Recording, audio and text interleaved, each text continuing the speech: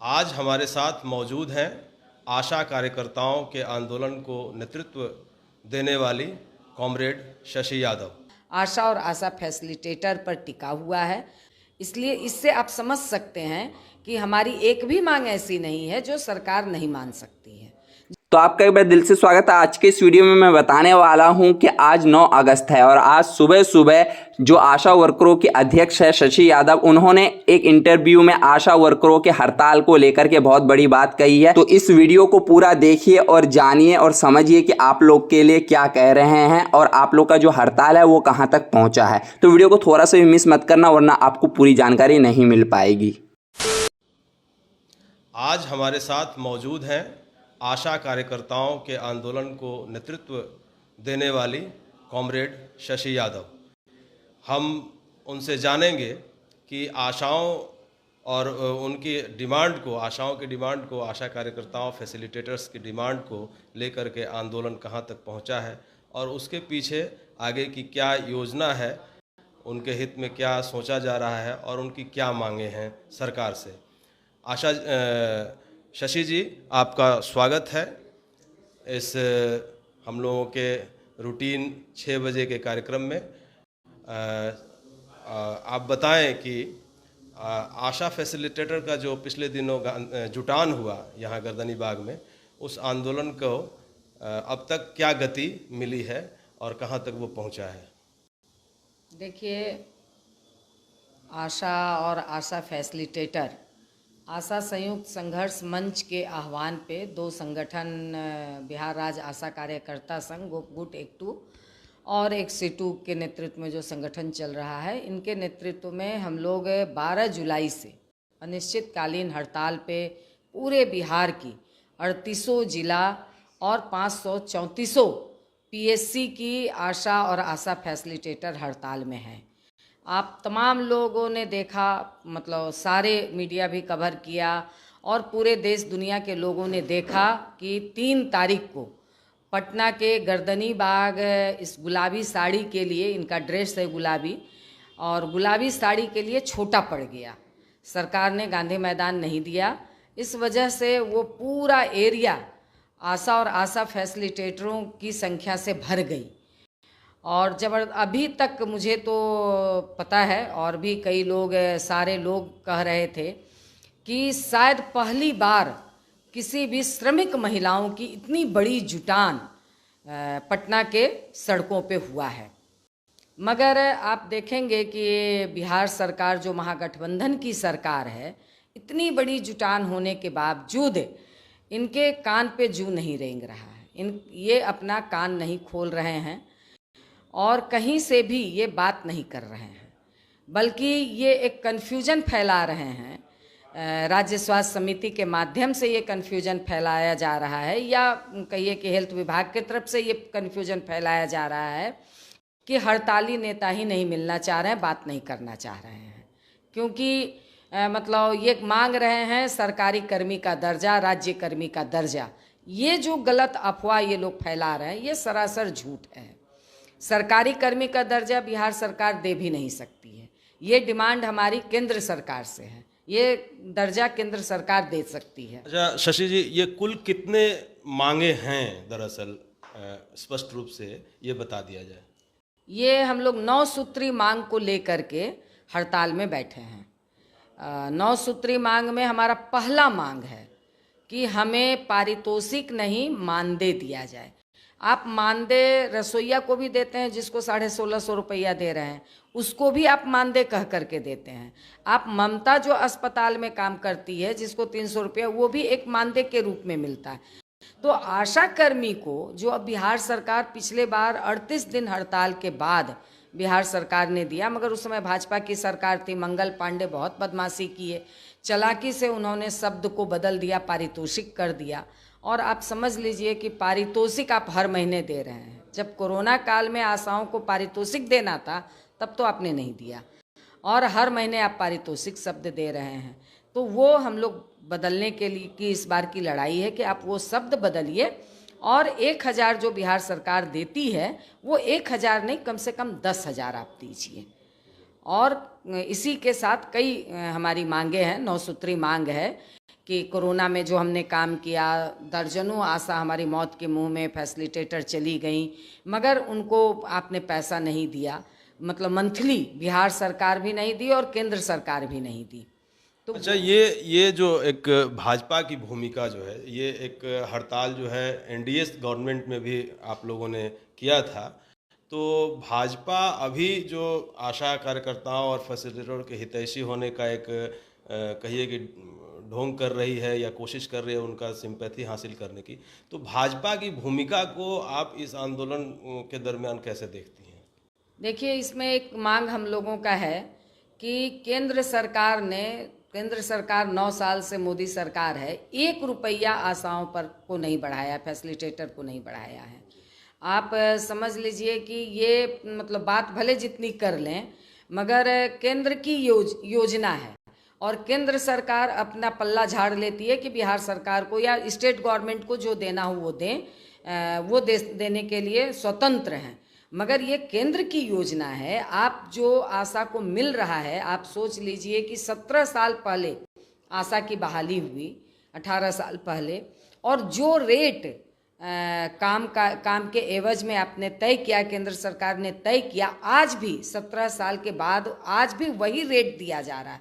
आप समझ लीजिए कि 17 साल में महंगाई कहाँ चली गई, मगर इनका रेट कोई रिवीजन नहीं हुआ है। तो ये सिर्फ एक तरह से कहिए कि धोखा देते हैं। कहीं से भी ये श्रमिक पक्षीय नहीं है, महिला पक्षीय नहीं है, बल्कि ये एक तरह से शोषण करने वाली सरकार है, महिला श्रम का शोषण और दोहन करने वाली सरकार है। कुल कितने आशा कार्यकर्ता और फैसिलिटेटर हैं बिहार में? बिहार में आपको 92 हजार आशा कार्यकर्ता हैं और 4,000 5,000 के लगभग 5,000 से कम आशा फैसिलिटेटर हैं। तो आप ये क्या ऐसी कोई डिमांड है, ऐसी कोई मांग है जो कि पूरी नहीं की जा सकती है, या देश के और राज्यों में कहीं ये मांगे पूरी हुई हैं? क्योंकि पूरे देश में आशा कार्यकर्ता जो है वो आंदोलन में हैं, तो ये बताया जाए। देखिए, हम लोग पिछले साल 22 में 17 फरवरी से अनिश्चितकालीन हड़ताल में जाने वाले थे और बिहार मतलब हाई कोर्ट ने उस समय स्वतः संज्ञान लिया और उन्होंने कहा कि आप 15 दिन के लिए हड़ताल को टाल दीजिए। हम लोगों ने हाई कोर्ट की बात को मानी और हाई कोर्ट ने जो रिकमेंड किया, उन्होंने जो लिखा अपने फैसले में, उन्होंने कहा कि आशा कार्यकर्ता की एक भी मांग ऐसी नहीं है जो बिहार सरकार नहीं मान सकती है। इसलिए इससे आप समझ सकते हैं कि हमारी एक भी मांग ऐसी नहीं है जो सरकार नहीं मान सकती है। जरूर नेगोशिएशन टेबल पर बात होती है, हम जितना मानते हैं सरकार के पास उतना पैसा होता है, नहीं होता है, तो नेगोशिएशन टेबल पे एक बात करके वो एक कल्मिनेट होती है बातें, मगर ये सरकार तो यहाँ बात ही नहीं कर रही है। और आप समझ लीजिए कि अभी मतलब कर्नाटका सरकार 10,000 दे रही है और आपको केरल सरकार भी 10,000 के लगभग, उससे ज़्यादा ही दे रही है, राजस्थान दे रही है, आपको उड़ीसा जो सबसे गरीब राज्य है वो 3,000 से ऊपर दे रही है, और मतलब अभी मध्य प्रदेश सरकार ने घोषणा किया 6,000 और 1 लाख रिटायरमेंट पैकेज दिया। तो ये मतलब सबसे कम बिहार सरकार दे रही है। हम तो यही मांग कर रहे हैं कि भाई राजस्थान, उड़ीसा, केरल, आंध्र प्रदेश जो दे रहा है वही आप हमको दे दीजिए। तो ये भी सरकार बात नहीं सुन रही है। और सबसे बड़ी बात यह है कि महागठबंधन की सरकार है, तेजस्वी यादव स्वास्थ्य मंत्री हैं और आप याद कीजिए कि उनका घोषणा पत्र में उन्होंने स्कीम वर्कर के लिए, आशा वर्कर के लिए उन्होंने घोषणा की है, वादा किया है, और 21 मार्च को विधानसभा के अंदर उन्होंने वादा किया। उसी वादे को वो पूरा कर ले, यही तो हम लोग कह रहे हैं। तो अभी जिस स्टेज पर है, ये तो बिल्कुल एक आम जो न्यूनतम मजदूरी होती है मजदूरों की, लेबर की जो मजदूरी होती है, डेली वेजेस जो मजदूर होते हैं, तो ये तो उससे भी कम है। जी, यही तो आशा लोग मांग कर रही है कि जो हम अपने खेत में काम जो करते हैं या जो दिन में कोई मजदूरी करते हैं, वो उतना मजदूरी भी हमको, जो अनस्किल्ड लेबर का, जबकि आशा वर्कर एक स्किल्ड लेबर के रूप में आती हैं। आप बिहार सरकार स्किल्ड लेबर का ही जो है वही दे दीजिए। मनरेगा से आप कम मजदूरी दे रहे हैं, तो ये तो सरासर अन्याय है। मैं बार बार इस बात को कर रही हूँ कि क्योंकि इसमें महिला ही है, तो महिलाओं को जो आप सस्ते श्रम के रूप में इस्तेमाल करते हैं, महिलाओं को आप बंधुआ मजदूर के रूप में इस्तेमाल करते हैं, और मतलब महिलाओं के श्रम को आप कहते हैं कि ये आशा कार्यकर्ता को आप समझ लीजिए ये कहते हैं कि स्वयंसेवी है। जिस तरह से आप घर में अपना सेवा करते हैं उसी तरह आप हमारे यहाँ सेवा कीजिए। तो मगर रिटायर करने के समय कहते हैं कि आप 60 साल की हो गई, आप घर जाके बैठ जाइए। यानी सरकारी कर्मचारी को 60 साल में रिटायर किया जाता है, तो उस आधार पे आप रिटायर करने के लिए तैयार हो जाते हैं। अधिकार देने के लिए हम स्वयंसेवी हैं, और आपके कानून लागू हो जाती है तो हम कर्मचारी हो जाते हैं। चुनाव लड़ने का राइट नहीं है, क्योंकि सरकारी कर्मचारी को चुनाव लड़ने का राइट नहीं है, तो उसमें हम आ जाते हैं। तो ये सरकार का सीधा सीधी दोहरापन है और महिला श्रम और दक्षता का दोहन है। अभी क्या सरकार से कोई वार्ता के लिए बुलावा आया है? देखिए, 2 बार राज्य स्वास्थ्य समिति बुलाया, जबकि हम लोग इस बात को कह रहे थे कि राज्य स्वास्थ्य समिति जो हड़ताल है हम लोगों का और हड़ताल की जो मांगे हैं, राज्य स्वास्थ्य समिति हमारी मांगों को देने में सक्षम नहीं है।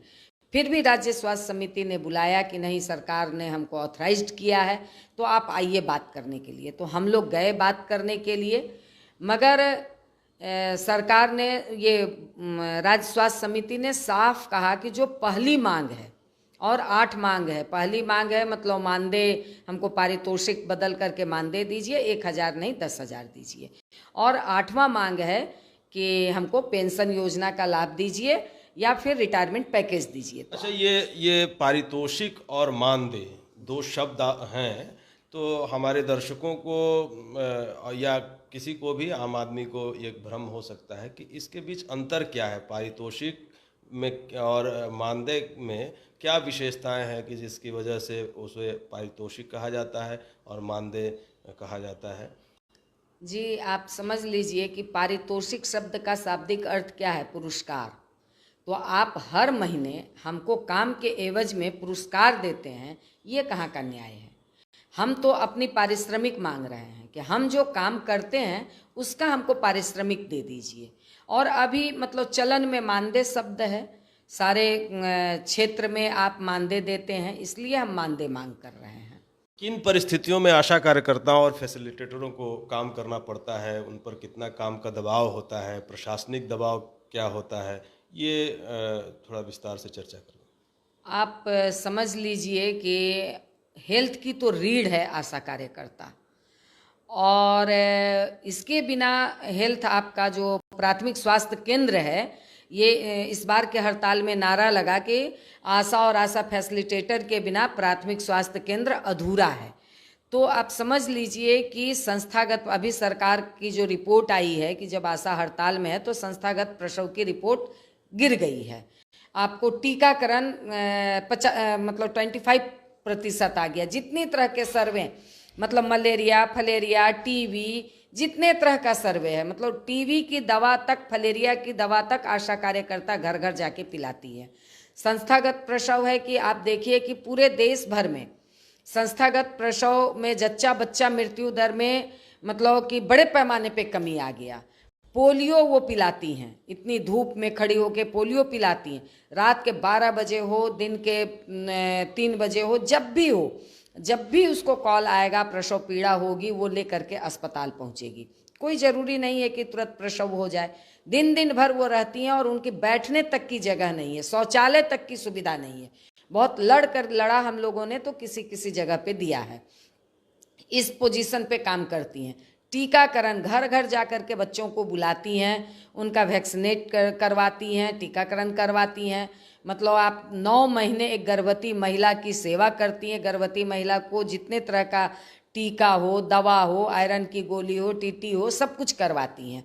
फिर बच्चा जब पैदा लेता है तो उस बच्चे का टीकाकरण, उसकी सेवा करना, वो सारा कुछ करती हैं। तो आशा कार्यकर्ता के न तो काम के घंटे तय हैं और 52-53 तरह के काम उनको करने पड़ते हैं। तो ये आज एक तरह से पूरी हेल्थ व्यवस्था आशा और आशा फैसिलिटेटर पर टिका हुआ है। मगर उस लिहाज से अगर आप कह लीजिए तो आशा कार्यकर्ता को एवरेज मतलब 4 से 3-4 या 4 से 5 आप कह सकते हैं कि ये उसको मंथली इनकम होता है। इससे एक आशा कार्यकर्ता का परिवार कैसे चलेगा? बहुत सारे परिवार ऐसे हैं जिसके मतलब वो विडो है, उसी पर उसका पूरा परिवार निर्भर है, या उसका पति कहिए कि नहीं कमा रहा है तो उसी पे उसका पूरा परिवार निर्भर है। आज सोच सकते हैं कि इस महंगाई के ज़माने में वो अपने बच्चे का पालन पोषण कैसे करेगी, अपना परिवार कैसे चलाएगी। आप समझ लीजिए कि इसी में एक महिला ने इस बात को कहा कि हम जिस बच्चे को जन्म दिया, मतलब प्रसव कराए, वो बच्चा आज कहाँ से कहाँ बढ़ गया हमारे आँख के सामने, और हमारा बच्चा हम उसको ठीक से पढ़ा भी नहीं पा रहे हैं। तो ये कितनी मतलब वेदना देने वाली बात है। और सरकार इस पर, बिहार सरकार इस पर बिल्कुल मौन है। ये सचमुच बहुत मतलब सरकार की संवेदनहीनता को दर्शाता है। और हम आपके चैनल के माध्यम से, आपके पेज के माध्यम से हम ये डिमांड करना चाहते हैं कि बिहार सरकार इस बात को सुने और आशा कार्यकर्ता जो हेल्थ की रीढ़ है, और सिर्फ हेल्थ की रीढ़ ही नहीं, अगर आप कहिए तो बिहार में एक बड़ी संख्या में वो एक मतलब वोटर सेट भी करती हैं, क्योंकि एक वार्ड में एक आशा रहती हैं। और अगर आप इस तरह से, और उनके आप कह लीजिए कि क्यों नहीं महिलाएं आ रही हैं अपने बच्चों को टीका दिलवाने के लिए, क्योंकि उस पर इतना विश्वास जम गया है कि वो किसी भी एनएम तक को कहने पे वो बच्चे का टीकाकरण नहीं करवाएगी। पर भारी डब्बा लेके घूम रहे हैं तब भी वो टीकाकरण नहीं करवाएगी। उस पर एक इतना विश्वास जम गया है। तो इस बात को सरकार को समझना चाहिए। ग्रामीण क्षेत्रों में, अंचलों में, गांवों में यूँ कहा जाए कि जन स्वास्थ्य की रीढ़ आशा कार्यकर्ताएं और फैसिलिटेटर बनकर उभरी हैं। तो आप क्या जनता से ये मांग करना चाहती हैं कि वो आशाओं के इस आंदोलन को, उनकी मांगों को पूरा करने के लिए एक समर्थन में वो आम जनता भी सड़क पर आए? जी बिल्कुल, ये मैं आम जनता से खेद भी प्रकट करना चाहती हूँ, क्योंकि आशा के और फैसिलिटेटर के हड़ताल से ग्रामीण स्वास्थ्य व्यवस्था पूरी तरह से चरमरा गया है। और इससे ज़रूर आम जनता को कठिनाई हो रही है, क्योंकि वो गरीब जनता ही जाती है प्राथमिक स्वास्थ्य केंद्र पे इलाज करने के लिए, उनको दवा लेने में भी कठिनाई हो रही है, उनके बच्चे का समय पे टीकाकरण नहीं हो रहा है। तो ये एक तरह से पूरी मतलब जो भी छोटा मोटा इलाज है, इसी बहाने डॉक्टर लोग पीएससी छोड़ के भागे हुए हैं, और गरीब लोगों के पास इतने पैसे नहीं है कि वो प्राइवेट में जा कर के इलाज करा पाए। तो सब ये ज़रूर मतलब उनको कठिनाई हो रही है। और उन मतलब इस हड़ताल की तरफ से मैं उनसे ये बात कहना भी चाहती हूँ कि आपको इस कठिनाई का सामना करना पड़ रहा है, मगर कैसी संवेदनहीन सरकार है जो अपने जनता का ख्याल नहीं रख रही है। इसलिए सरकार पे दबाव बनाने के लिए ज़रूर आम जनता आप सड़कों पे आएँ, आशा कार्यकर्ता और फैसिलिटेटर के पक्ष में आप खड़े हों। आपके ही घर की बहू बेटी है, और इसलिए आपकी सेवा में दिन रात लगी रहती हैं। कभी भी प्रसव होता है, 12 बजे रात में आप बुलाते हैं तो आपके लिए तत्पर रहती है। तो आपकी सेवा को वो बेहतर तरीके से कर सके, इसके लिए उसके बच्चे भूखे ना रहें, इसके लिए वो आज अपनी मांगों को लेकर के हड़ताल पे है। तो आप इस कष्ट को बर्दाश्त भी कर रहे हैं, और बर्दाश्त कीजिए और सरकार पे दबाव बनाइए कि आशा कार्यकर्ता की मांगों को जल्द से जल्द माना जाए। आशा कार्यकर्ता एक महिला हैं, तो महिला सशक्तिकरण हमारे देश और राज्य समाज का एक बहुत बड़ा और महत्वपूर्ण मुद्दा भी है। तो एक महिला होने के नाते आप आशा कार्यकर्ताओं के आंदोलन को और इस मांग को किस रूप में देखती हैं? देखिए, ये तो इसमें पूरी महिलाएं ही हैं, और महिला आंदोलन का एक रूप है, क्योंकि आज महिला आंदोलन का रूप श्रमिक वर्ग को आप छोड़ करके महिला आंदोलन को आप उस ऊंचाई तक नहीं पहुंचा सकते हैं। तो एक तो ये है, क्योंकि इतने बड़े पैमाने पे आज गांव में कोई मतलब गांव में आप चले जाइए तो आशा कार्यकर्ता हो गई, आंगनबाड़ी हो गई, आपको सेविका सहायिका 2 वो हो गई, मिड डे मील वर्कर हो गई। तो आज महिलाओं का वर्किंग काम में एक बड़े पैमाने पे भागीदारी बढ़ रही है। तो महिला आंदोलन का भी मतलब ये एक रूप है सामने, और इसको महिला आंदोलन भी, महिला संगठन भी इसको मतलब पकड़ी है चीज़ों को, और इस दिशा में चीज़ें आगे बढ़ रही हैं कि उनको हम महिला आंदोलन के समस्याओं से, सवालों से कैसे जोड़ें। तो एक तो ये है। ये केंद्र सरकार भी कहती है कि बेटी बचाओ बेटी पढ़ाओ, महिलाओं को एक सुरक्षा दो, महिलाओं को आगे बढ़ाना चाहिए। और हमारे राज्य सरकार के जो मुखिया हैं वो भी, उनका भी एक ओरिएंटेशन रहता है, उनकी भी दिलचस्पी रहती है कि बेटियों को साइकिल दो, महिलाओं को आगे बढ़ाओ, और वो भी महिला सशक्तिकरण की बात करते हैं। तो इस मांग को लेकर के जो एक उदासीनता और एक गैप जो रह जा रहा है, तो इसको आप कैसे देखती हैं?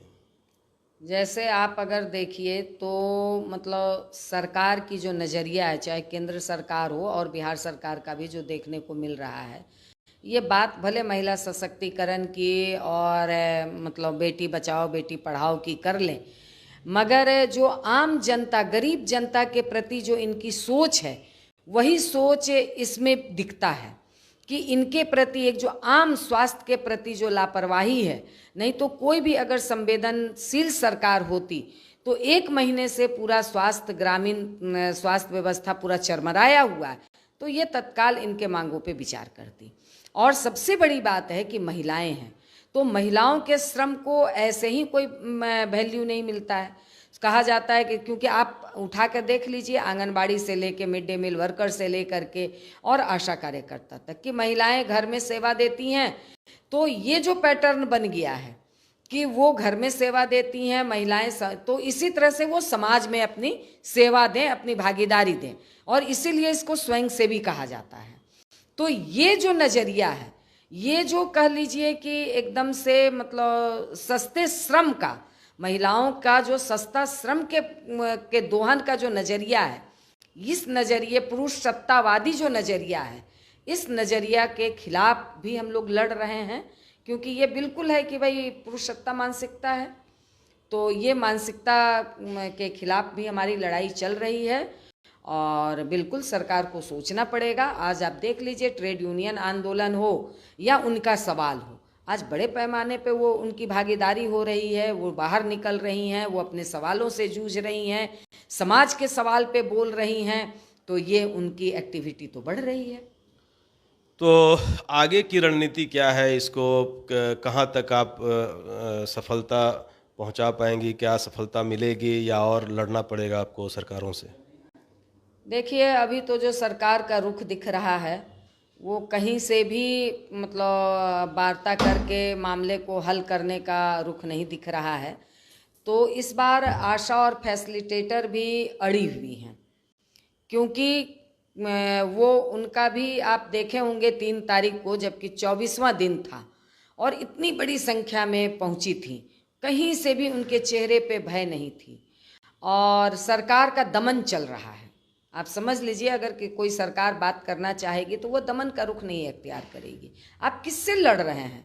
आप अपने घर की महिलाओं से लड़ रहे हैं, जो महिलाएं हेल्थ को ठीक की हैं, उनको आप कह रहे हैं कि अगर हड़ताल करोगी, अगर तुम काम नहीं करोगी, तुमको चैन मुक्ति कर देंगे। उनके ऊपर FIR कर रहे हैं, आप समझ लीजिए, थाना बुला रहे हैं, FIR कर रहे हैं उन महिलाओं के ऊपर।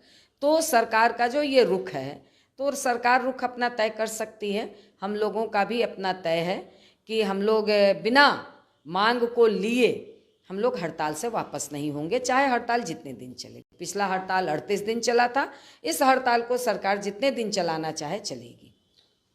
तो आपने देखा कि किस तरीके से ये आशा कार्यकर्ता और फैसिलिटेटर अपनी मांगों के लिए, अपने हक के लिए, और श्रम का जो एक गैर बराबरी सरकार की तरफ से दिखाया जा रहा है, और कहिए कि आर्थिक जो उनकी आज़ादी और उनको सशक्त बनाने की सरकार की ही योजना है, तो वो कैसे उसकी पोल खुल रही है आपने देखा। लेकिन ये उम्मीद है कि सरकार आशा कार्यकर्ताओं और फैसिलिटेटर्स की डिमांड्स को वो पूरी करेगी। बिहार सरकार से उम्मीद है, और नहीं तो हमारे बीच शशि जी ने जो कहा कि हम लोग पीछे नहीं हटेंगे और 90,000 आशा कार्यकर्ता और फैसिलिटेटर्स जो है वो सड़क पर आएंगी और सरकार को मजबूर होकर के ज़रूर उनकी मांग को पूरा करना पड़ेगा। बहुत बहुत शुक्रिया शशि जी। नमस्कार, धन्यवाद। तो आई होप कि आपको समझ में आ गया होगा कि इसी तरीके से आप लोग को हड़ताल करना है जिस तरीके से शशि यादव ने आप लोग को बताया है। तो फिर मिलेंगे दूसरी वीडियो में, तब तक के लिए बाय बाय। अगर आप लोग भी चाहते हैं कि आशा वर्करों की मानदेय स्टार्ट हो जाए, सरकार इन लोग की मांगे पूरी कर दे, तो इस वीडियो को लाइक करके चैनल को सब्सक्राइब कर देना और कमेंट बॉक्स में आशा जिंदाबाद लिखना मत भूलना।